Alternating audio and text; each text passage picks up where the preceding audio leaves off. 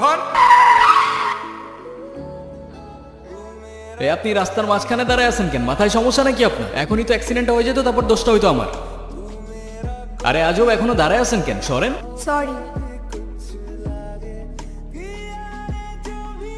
নাম কি? নূপুর।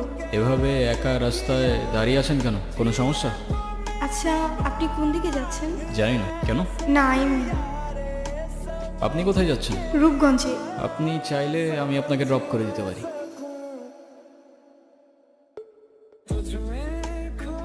আচ্ছা, আপনি কি পালায় আসছেন নাকি? কি হলো, কোনো ঝামেলা নাই তো? না মানে দেখা গেল আপনি আপনার মতো পালায় গেলেন ঠিকই, কিন্তু ফেসে গেলাম আমি। হতেও তো পারে না? আপনি মনে হয় একটু বেশি কথা বলেন না? যা বাবা, আমি আবার কি এমন বললাম? আজকালকার উপকার করতে গেলেও দোষ হয়। আপনাকে ধন্যবাদ বলে ছোট করব। আপনি সত্যি আমার অনেক বড় উপকার করলেন। আরে